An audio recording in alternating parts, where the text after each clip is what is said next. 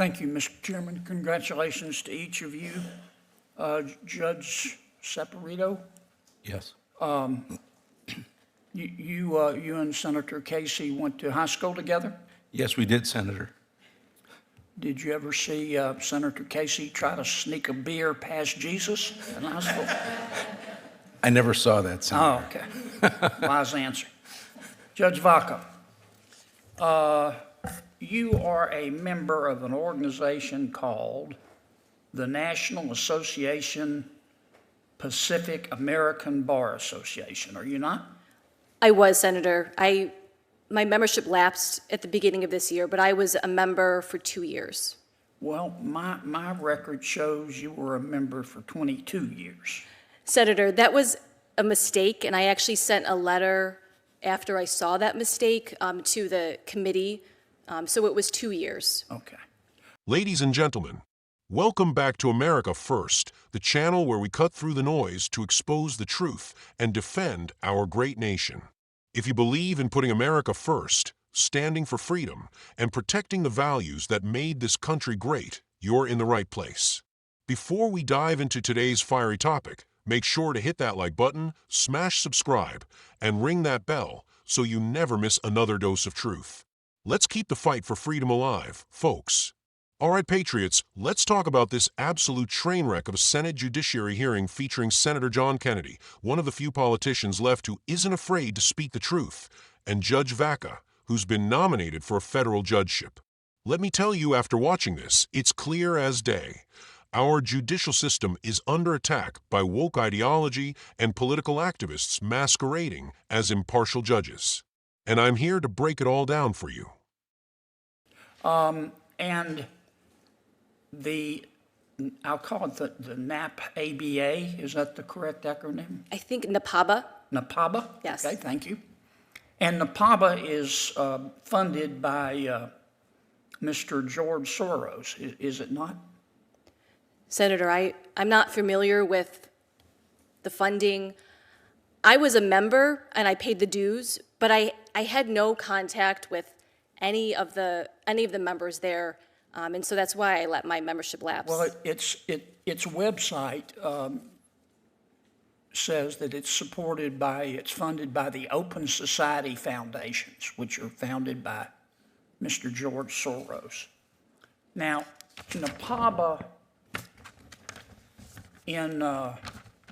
in March of 2023, while you were still a member, NAPABA issued a statement. And it said that it supports allowing transgender and intersex girls and women to participate in all sports. Is that correct? Senator, I'm not familiar with NAPABA's statement, so I'll take your word for it. You didn't know anything about that? No, Senator, I joined the organization because I thought it would give me a community of other Asian American attorneys and judges, but I didn't have any interaction with anyone in the group. I didn't attend any meetings or vote, and so I'm not aware of that statement or any of other statements made by NAPABA. So this is all an epiphany to you. Is that right? Yes, Senator. Okay. NAPABA also issued a statement that said the following: it supports state and local governmental entities that choose not to honor ICE detainer requests and that also decline to detain individuals solely on the basis of an ICE detainer request. So NAPABA opposes supporting ICE. Is that correct?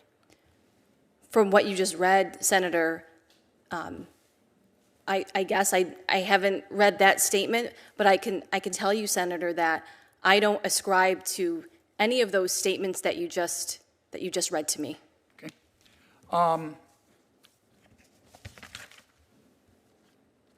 Judge, in October of 2020, you ran for judge. Is that right? Yes. Okay. And on a talk radio interview, here's what you said. I'm going to quote. Okay. It's okay. We also need to recognize the effects of racism on our criminal justice system. Institutional racism impacts all of society. I think that is amplified in our criminal justice system. We see that in the disproportionate number of black men and women being incarcerated and convicted, end quote. Did I read that correctly? Senator, I haven't listened to that particular show, but I'll take your word for it. Yeah, okay. What do you think our criminal justice system is institutionally racist, do you? Senator, I don't believe that our court system, by its nature, is racist.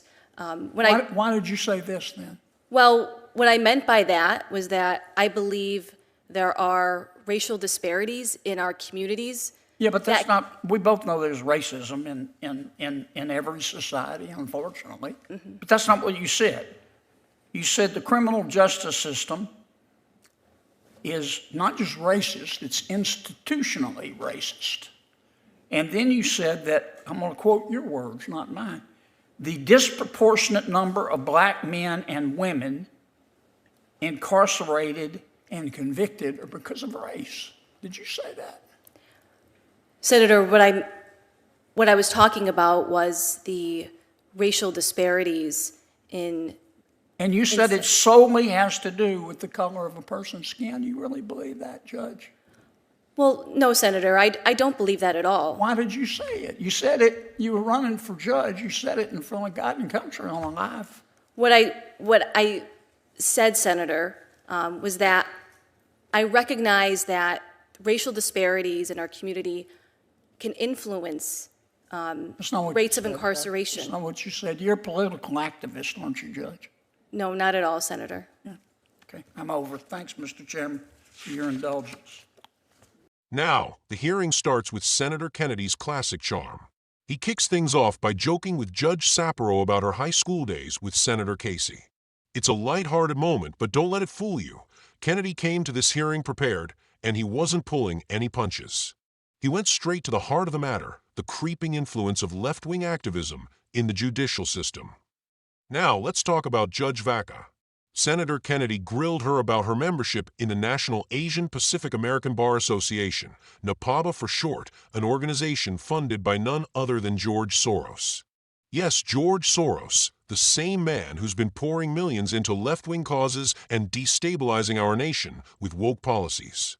And what was Judge Vodak's excuse?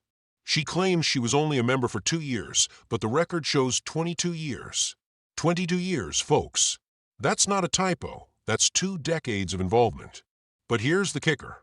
She says she didn't know about the organization's radical agenda. Really? You're part of an organization for years, and you don't know what they stand for? Either she's incredibly uninformed, or she's lying to cover her tracks. And neither of those options is acceptable for a federal judge. Let's dig into what NAPABA actually stands for. Senator Kennedy pointed out 2 big issues here. First, the organization supports allowing biological men, yes, men who identify as transgender, to compete in women's sports. This is an attack on fairness, on women, and on common sense. Second, NAPABA opposes honoring IC detainer requests. In case you don't know, ICE detainers are crucial for getting dangerous illegal immigrants off our streets and out of our country. So, let me get this straight. This organization supports open borders and putting criminals back into our communities. And Judge Vodak wants us to believe she had no idea about any of this? I'm sorry, but I'm not buying it. Now, patriots, this is where things get really troubling.